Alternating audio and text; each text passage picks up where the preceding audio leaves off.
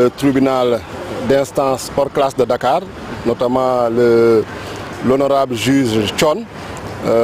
nous étions venus cet après-midi signifier la décision au niveau du ministre de l'Intérieur. Comme vous le savez, dans les motifs de la décision, c'est le ministre de l'Intérieur, en tout cas, qui avait transmis, c'est le ministre de la Justice qui avait transmis au ministre de l'Intérieur la décision de radiation d'Ousmane Sonko des listes électorales. Et le ministre de l'Intérieur avait transmis cette décision, avait ordonné à la DAF de procéder à retrait d'Ousmane Sonko des listes électorales. Donc, puisque désormais, pour une deuxième fois, la justice a demandé, a ordonné la réintégration d'Ousmane Sonko sur les listes électorales,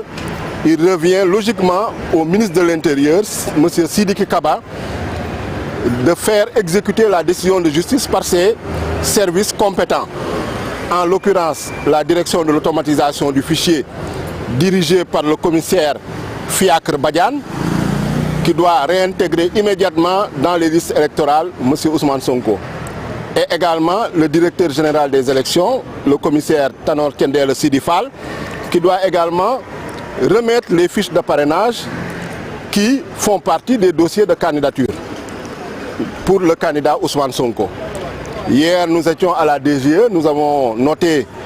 en tout cas ce qu'on appelle du banditisme administratif, qu'il n'y avait aucune élégance administrative ni républicaine. Et aujourd'hui, nous sommes venus voir le principal responsable, en tout cas celui qui est censé faire exécuter la décision de justice par ses services compétents, M. Sidiki Kaba. Également, nous n'avons pas pu accéder au ministère de l'Intérieur, donc aussi bien moi en tant que mandataire et député, l'avocat Maître Ciré Clédor Ly, et également l'huissier de justice qui devait signifier la décision au service du ministre de l'Intérieur.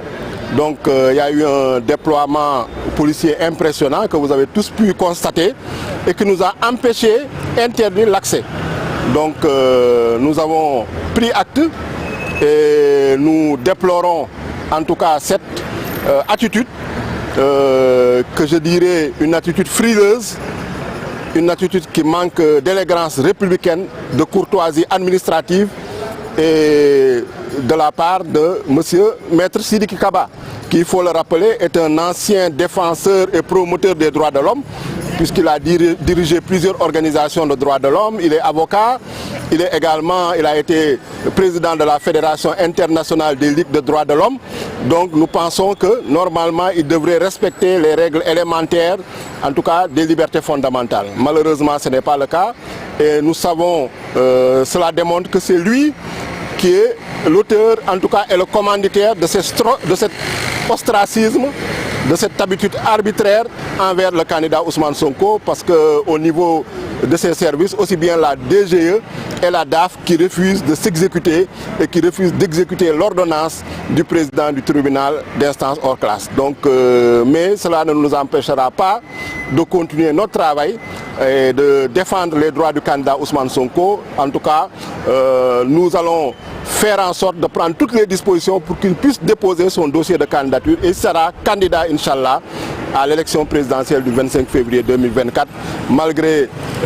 ces manigances, malgré ces tentatives d'obstruction, de dilatoire, de cache-cache des autorités ministérielles et administratives qui ne veulent pas prendre leurs responsabilités et qui ne veulent pas se conformer à la légalité, qui ne respectent pas la justice, qui ne respectent pas les décisions de justice. Donc ce qui est déplorable, ce qui est de l'arbitraire et de la forfaiture. Merci beaucoup. Voilà, donc en tant que mandataire, je suis avec Maître Ciré Clédor Ly, avocat et huissier de justice. Nous sommes au niveau du ministère de l'Intérieur pour jébbal décision ba nga xamné mom le président tribunal d'instance hors classe de Dakar juge Ousmane Racine Thion jël né ñu annuler radiation ba nga xamné daf nañ ko Ousmane Sonko ci liste électorale yi joxe ndigal tamit ñu delloo Ousmane Sonko ci liste électorale yi xam ngeen ni ku wara delloo Ousmane Sonko ci liste électorale yi ministère de l'Intérieur la moy ministre de l'Intérieur parce que bu ñuy génnee Ousmane Sonko ci liste électorale yi ministre de la justice moo bind ministre de l'intérieur joxe ndogal direction de l'automatisation des fichiers pour mu génnee Ousmane Sonko ci liste électorale bi teg ko ci jaay doole ak loo xam ne lu dul yoon. parce que ñëpp xam nañ ni Ousmane Sonko contumace bi dëpp bu ñu ko jàppee contumace ba naxasaay na yaakaar naa ni décision bu honorable juge Ousmane Racine Thion jël leer na nañ balaa moom Saba si fay décision mu jëloon leer na nañ Sénat tamit commission électorale nationale autonome joxe woon na injonction pour ñu appliquer décision yooyu mais malgré tout dañoo gis ni direction de l'automatisation des fichiers nga xam ne commissaire Fiacre Badiane moo ko jiite dañoo bañ delloo Ousmane Sonko ci liste électorale yi direction générale des élections nga xam ne commissaire Tanor Thiendella Seydi Fall moo ko jiitee dañoo bañ delloo jox Ousmane Sonko ay fiche de parrainage am te teguñu ko ci dara lu dul jalgati yoon ak jaay doole. léegi nag ñu ñëw ci ndeyu mbill bi mooy nga xam ne mooy ministre de l'intérieur nga xam ne mooy seen kilifa te yaakaar nañu moom moo leen di jox ndigal moo leen di may fit pour que ñuy jalgati yoon bi tey ñu ñëwoon ko jébbal ko décision bi laaj ko mu jël ay responsabilités parce que jàpp nañu su fekkee ni malgré que léegi politicien la mais dañoo jàpp ni avocat la quand même xam na luy yoon également nekk na fi jiite na fi ay kuréel yu mag ci àddina bi yoo xam ne mu ngi jëm ci droit de l'homme ak yelleef doomu aadama donc su loolu rek war na respecter ak yelleefu kuy Ousmane Sonko donc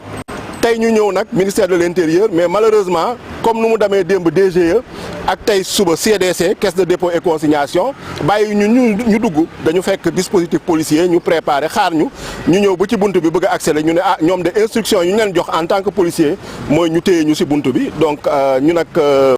maître Ciré Clédor Ly jël nañu acte te wax ni tamit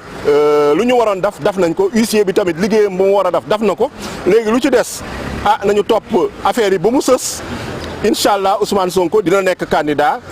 nañu déposer dossier de candidature am te jàpp nañ ni ak nu mu demee nii conseil constitutionnel dina ko valider incha allah donc loolu daal laa amoon lu may wax di gërëm ñëpp di sant ñëpp di naan en tout cas bu kenn découragé bu kenn jaaxle bu kenn tiit nañu ànd ak dal nit ñi dem retirer seen carte d'électeur pare le 25 février 2024 ñu jëlee fi Macky Sall ak Amadou Ba nga xam ne moom la fi bàyyi mu naan day def continuité te yaakaar naa ni continuité am boobu moom rek la baax ak ñooñam. est-ce que da ngeen dellusiwaat fii ci ministère de l'Intérieur. ñun lépp lu ñu war a def daal nañ ko def yaakaar naa ni loo xam ne pour défendre droit wu Ousmane Sonko mais lu ci ëpp solo mooy conseil constitutionnel ndogal bu mu war a jël suñu déposer dossier candidature Ousmane Sonko ñii ñëpp dañ leen jox ay pàcc responsabilité mais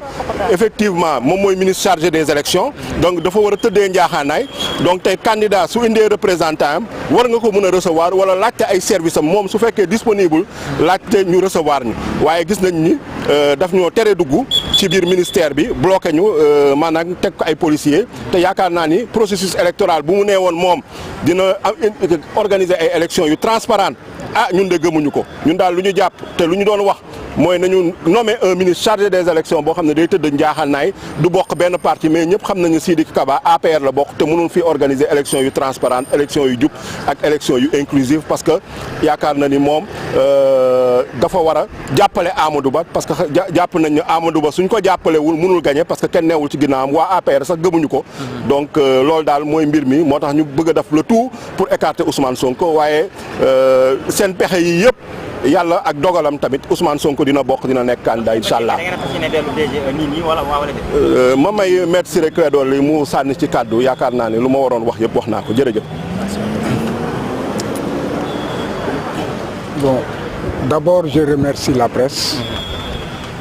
qui a bien joué son rôle ces derniers moments comme aussi à l'accoutumée, notamment